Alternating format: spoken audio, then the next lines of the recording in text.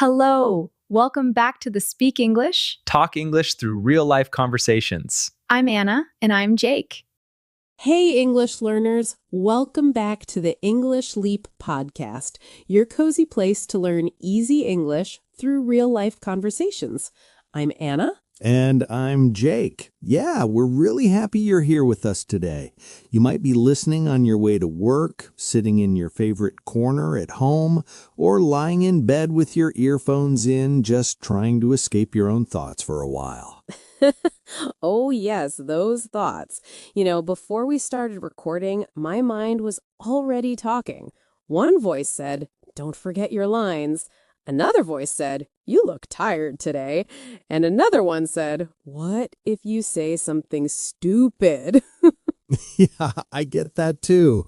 Sometimes I feel like my brain is a group chat I never left. One message is calm, one is dramatic, one is just sending panic emojis for no reason. If you feel something similar, if you have a loud mind, if you often talk to yourself in a hard way, hey, you're not strange. You're human, and you're in the right place today. Today, we want to talk about that inner voice, the way you speak to yourself in your head, because that voice can do two things. It can make you feel small, or it can quietly help you grow. Yeah, because I know that voice very well. It made me say no to chances, stay quiet when I wanted to speak, and believe I was not that kind of person for many years, until someone explained it to me clearly. That talk was a real turning point for the Anna you hear today. I feel that. And I think many people listening are maybe in that before stage right now, the part before the turning point. The voice is still strong, and they don't even know where it comes from. And I realized something. If you don't understand how that inner voice attacks you, you can't really answer back. It's like playing a game when you don't know the rules. Of course you feel like you're always losing. So in this episode, we want to do something simple but powerful. We'll slow down that inner voice, look at the things it usually says, and then show you how to gently talk back in a different way. Not fake positive, not "I am perfect," just kinder, more helpful, more honest words. And we'll talk about it in B1 level English. Calm, simple sentences.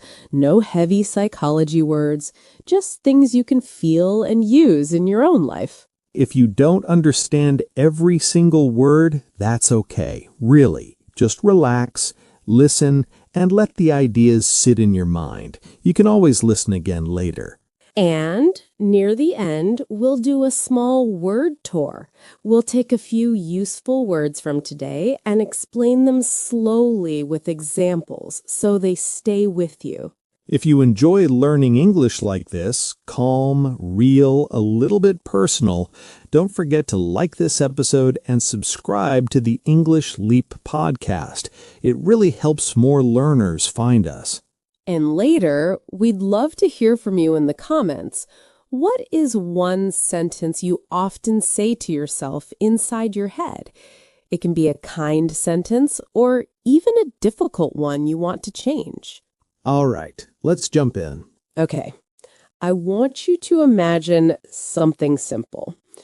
Your mind is like a noisy group chat, and inside that chat, there's a bully, a coach, a grandma, and a drama queen, all sending messages at the same time. Yeah, that already feels a little too real. My brain is exactly like a group chat at 2 a.m. No filter, 200 messages, and half of them are drama. So this is our starting point today. Not you are broken, not you are lazy, but your inner group chat is just very loud. And some of the voices are not very kind. And step by step, we're going to look at those voices, especially the bully and the coach, and see how you can slowly turn the volume down on one and up on the other. In that group chat, you have different voices. One voice says, "Come on, you can do it." That's like your inner coach. Another voice says, "You always fail. Don't even try." That's your inner bully. And then there's the voice that worries about everything. Be careful, don't speak, don't make a mistake. It thinks it's protecting you, but it often makes you feel overwhelmed, like your head is full and you can't move. When this negative voice is very strong, we call that your negative mindset, the usual way you think about yourself. Maybe your mindset is, "I'm always late," or "My English will never be good," or "Other people are better than me." And when you keep thinking like that, your feelings can start to spiral. One small problem becomes 10 big problems in your head. For example, you make one small mistake in English. The inner bully says, "Wow, that was stupid."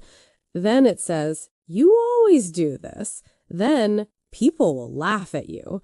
And suddenly a small moment becomes a storm. Maybe you know this. Someone corrects one word and inside you, boom, your body wants to shut down. You don't want to speak anymore. You want to disappear from the room. And then what happens? You hold back. You don't raise your hand. You don't join the conversation. You don't show your opinion. On the outside, you look quiet, but on the inside, you are busy beating yourself up for every tiny mistake. Yeah, and that is really tiring. At the end of the day, it's not just English. This voice starts talking about your whole life. You're lazy, you're behind, you'll never change. If you're listening and thinking, "This is me," please don't feel ashamed. There's nothing wrong with you. Your mind is just using an old pattern. It learned to talk to you in this hard way for many years. The beautiful thing is, patterns can change. Your mindset is not a prison, it's more like an app you can slowly update. Not in one day, of course, but step by step. So in this episode, we don't want to delete your thoughts. That's impossible. We want to understand this group chat and then slowly give more power to one voice, the inner coach. Yeah, the coach who still tells the truth, but in a kinder way. The coach who helps you build up confidence instead of breaking it down. In the next part, let's listen more closely to the bully voice.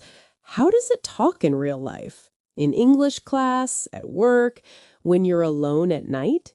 Because when we can see clearly how the bully talks, we can finally answer back. Not with hate, but with something stronger.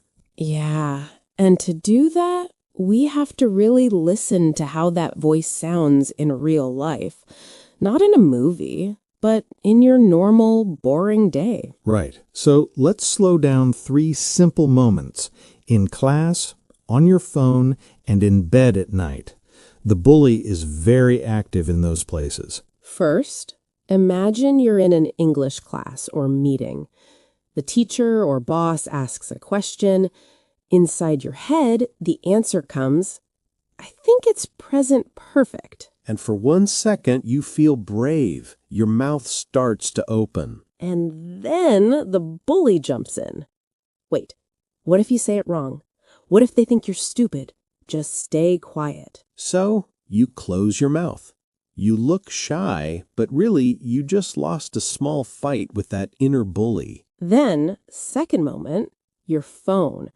You want to send a message in English, maybe to a teacher, a manager, or someone you like.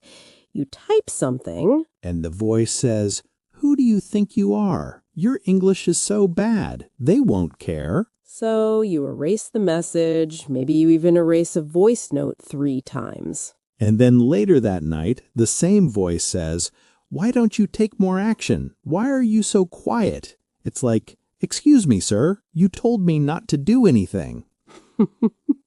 Yeah, it's very confusing. And the third place the bully loves is bedtime. You lie in the dark, phone in your hand. You scroll and your brain starts a highlight movie of your mistakes.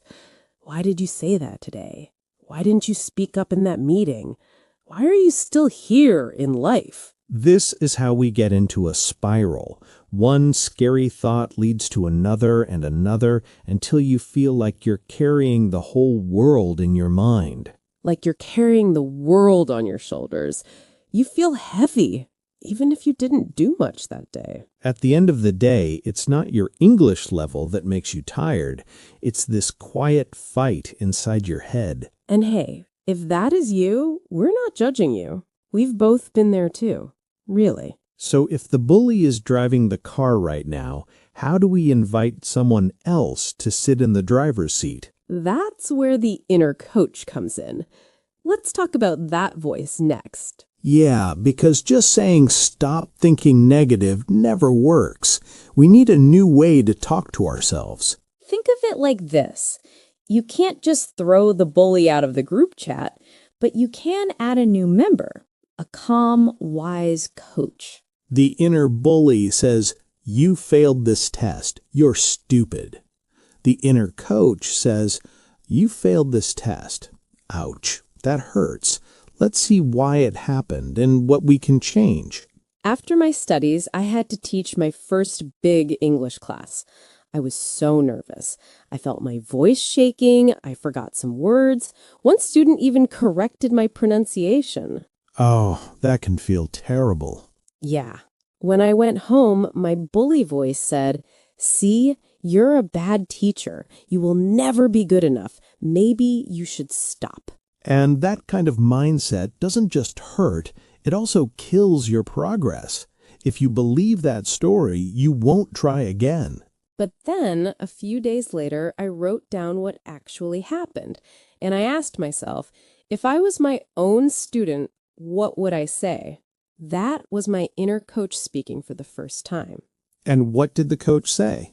It said, "Okay, your lesson was not perfect, but you showed up. You stood in front of the class. That is brave.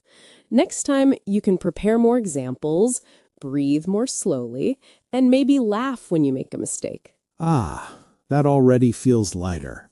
That moment was a small light bulb moment for me.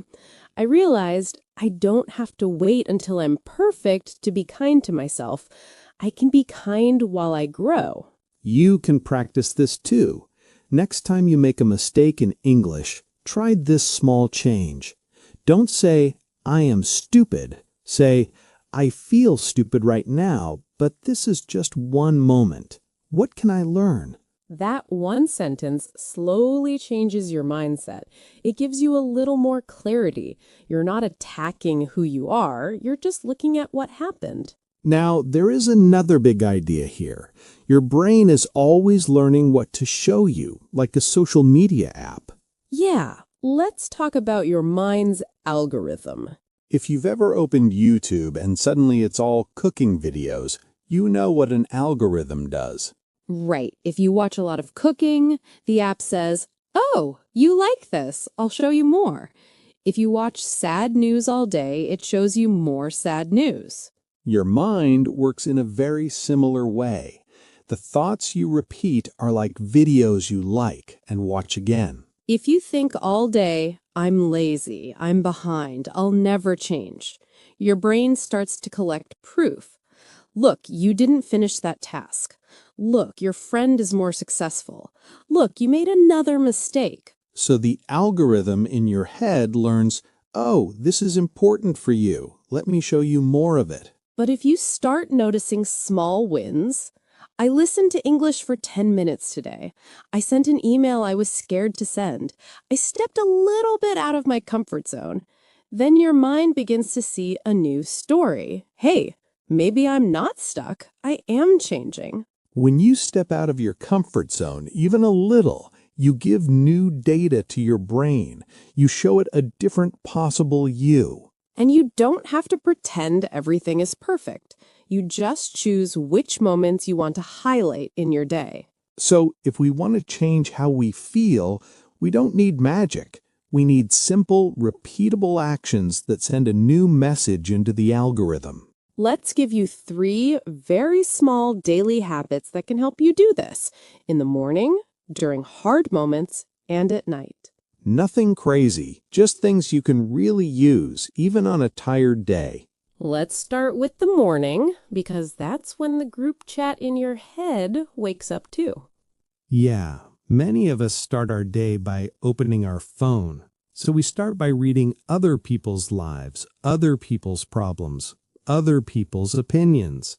And then we wonder why we feel tired before breakfast. Yeah. So try this. Before you touch your phone, say or write one sentence to yourself. For example, today I will talk to myself like a friend. Today I will make one small progress in my English. It takes maybe 10 seconds, but it tells your brain, I am the driver of my day. You're not just carrying the world on your shoulders from the first minute. Next habit is for those hot moments when you feel angry, hurt, or ashamed very fast. For example, someone laughs when you make a mistake, or you see a photo online that makes you feel less than, or you get a message that wakes up all your doubts. In that moment, do nothing. Just for a few seconds. Don't text, don't post, don't explode. Take a breath and ask, what is my inner bully saying right now? Maybe it's, you're a failure, nobody respects you. Then gently ask, what would my inner coach say? Maybe, this hurts, but it doesn't decide my future. I can answer later when I feel calmer. You don't have to control the first thought, but you can choose the second thought. That choice is where you begin to bounce back. It's like a song on the radio. You can't always control which song plays first, but you can decide whether you leave it on or change the station. And now, the last habit for the end of your day.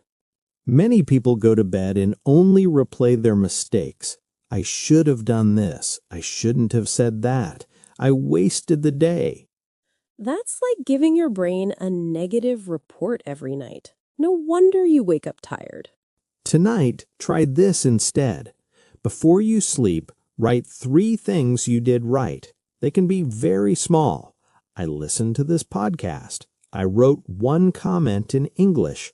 I walked for 5 minutes. See, this trains your mind's algorithm to see progress, not only problems. You're telling your brain, hey, I am moving forward. When you do this again and again, your confidence doesn't jump in one day. It slowly builds up. Right. You begin to see yourself as someone who maybe feels scared, but still shows up. Yes, you're not trying to become a perfect robot with no bad thoughts. You're learning to be a human with a kinder inner voice. So, that's it for today's main conversation. We hope something we said today sits in your mind and maybe changes the way you talk to yourself, even just a little bit. Yeah, and remember, you don't have to fix everything in one day. Just noticing your inner voice is already a big step. And before we say goodbye, let's take a slow walk through some of the words and phrases we used today. Yeah, just relax and listen. You don't have to remember everything at once. So the first word is mindset. Mindset means your usual way of thinking about yourself and about life. It's like the settings of your mind. For example, her mindset used to be very negative, but now she's learning to be kinder to herself. Or, if you change your mindset about mistakes, you can enjoy learning more. Next word, overwhelm. Overwhelm is the heavy feeling when there's too much to think or to do. Your brain feels full and you don't know where to start. For example, I feel overwhelmed when I have many messages, many tasks, and no plan. Or, learning English should not give you overwhelm every day. Another word we used, progress. Progress means small steps forward, not perfection. It's about moving, even if the steps are tiny. For example, listening to one English podcast a day is still progress. Or, don't wait to be perfect. Celebrate your progress. Let's look at clarity. Clarity is when your mind feels clear and you understand what to do. The opposite is confusion. For example, writing my thoughts in a notebook gives me more clarity. Or, after we talked, I had clarity about my next step. Another word is spiral. A spiral is when something goes round and usually gets worse. A thought spiral is when one bad thought becomes many bad thoughts. For example, I made one mistake and then my mind went into a spiral of negative ideas. Or, when you notice a spiral starting, it helps to take a breath and pause. Now, an expression. Beat yourself up. To beat yourself up means to be very hard or very unkind to yourself because of a mistake. For example, she beats herself up for every small error in English. Or, you don't have to beat yourself up, you can just learn from it. Next phrase, light bulb moment. A light bulb moment is a sudden moment when you understand something clearly. It feels like a light turns on in your mind. For example, I had a light bulb moment when I realized my inner voice was the real problem. Or, sometimes one sentence in a book can give you a light bulb moment. Now, we also said, at the end of the day. At the end of the day means when you think about what is really important after everything. For example, at the end of the day, your mental health matters more than being perfect. Or, at the end of the day, how you talk to yourself is more important than one test. Another useful expression, step out of your comfort zone. To step out of your comfort zone means to do something new or a bit scary, not dangerous, but different from your normal safe area. For example, speaking to a stranger in English is stepping out of your comfort zone. Or, you don't grow if you never step out of your comfort zone. Let's look at carry the world on your shoulders. If you carry the world on your shoulders, you feel like you have too many problems or too much responsibility. Everything feels heavy. For example, he feels like he is carrying the world on his shoulders at work. Or, you don't have to carry the world on your shoulders alone. Another phrasal verb, shut down. To shut down means to stop talking or reacting because you feel stressed, scared, or hurt. For example, when they laughed at his mistake, he shut down and stayed silent. Or, if your teacher is too strict, some students just shut down and stop trying.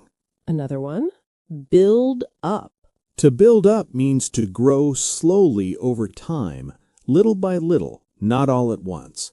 For example, small daily English habits build up your confidence. Or, if you keep promises to yourself, you build up self-trust. Another phrasal verb, hold back. To hold back means to stop yourself from doing something, often because of fear or doubt. For example, her fear of making mistakes holds her back from speaking in class. Or, don't let your old story hold you back from trying again. Let's talk about show up. To show up means to be present and try, even if you're not perfect and even if you are scared. For example, you showed up today and listened to this whole episode. That's a big step. Or, you don't have to be the best. You just have to show up and practice. And our last phrase is bounce back. To bounce back means to recover after something bad and become strong again. For example, After a bad exam, she took 1 day to rest and then bounced back. Or a kinder inner voice helps you bounce back faster after a hard day. If you like, you can choose 2 or 3 of these words and write your own sentences in the comments. Yeah, that's a great way to build up your vocabulary and also show up for your English practice. And remember, you don't need to use all of them today. Just keep them in your mind, and slowly they will become part of your language. We're really happy you spent this time with us. Take care of your English and take care of your inner voice. This is Anna. And this is Jake. And you've been listening to the English Leap podcast. Bye.